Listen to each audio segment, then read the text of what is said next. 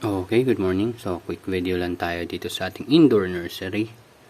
So, kung mapansin nyo, ito yung tinanim natin nung May 30. Ito naman nung June 4. Ito ay June 6, itong dalawa. So, ang planting natin is Tuesday and Thursday. So, ito yung dalawang yon. Yan yung start. So, yan, tinatakpan ko kasi pag may daga, gusto niya yung mga pelletize. So, anantay muna natin sila mag-germinate ng ganito bago natin tanggalan ng cover. So, yan. Tsaka nakapagpabilis ng germination daw yan. Dito naman sa kabila, kaka-transfer ko lang kahapon yata o na isang araw. So meron tayo dito bell pepper nung June 2 at meron tayong cucumber nung June 4. So kung mapansin nyo, ang bilis mag-germinate ang cucumber, nakakatuwa. Sa apat, merong 3 namunga.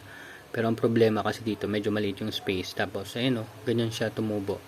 So, bala ko na siyang i-transfer sa malaking cup, yung 350 ml na cup ko, na tinatanaman ko rin sa taas. Tapos, kokopit ang gagamitin natin sa kanyang medium. Meron pa naman akong kokopit dun sa taas. So, ayun, i-transfer ko lang kasi mukhang hindi siya lalaki ng maayos dito. Hindi, maayos, pero masikip. So, lilipat na natin. Itong cucumber lang, itong bell pepper, dito lang to up until 1 month or 3 weeks. Yan. So, end of July na siguro natin, end of June na natin siya ililipat. Pero ito, ilipat na natin sa mas malaking container, sa mga cups. So, ayan. Diba? Ganda. So, ito, nung May 30 ay 100% germination rate. Ito naman tinransfer ko nung June 4 ay merong isa. Ayun o. Na hindi nag-germinate. So, hopefully, ganyan lang kababa yung, ganyan kataas pala yung germination rate. At, ayan.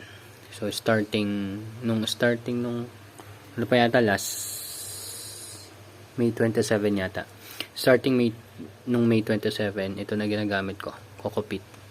Pero yan, pinakuluan yan, tapos binabad sa calcium nitrate for at least 3 days.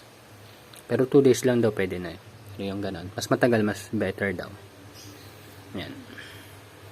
So, ang next na tanim ko sa Tuesday pa. So, ngayon ay Friday. So, 4 na araw pa. Tagal-tagal pa. Tapos, dito na tayo magta-transfer nun. Tapos, ito yung mga nakatenga kong net cups na may kokopit. Ayan. Tapos, yung solution yan, mga nutrient solution din yan na pang lettuce. So, umpisa pa lang, nakababad na sila sa nutrient solution. So, ang transfer ko naman ito, every 10 days pa rin. So, mga June 9, transfer na natin. So, mga 3 days pa. 3 or 2 days, transfer na natin. 2 days pala, transfer na tayo. 30 lang. Tapos yung sobra dun sa excess location natin sa rooftop. That's it. Thank you very much. Bye-bye.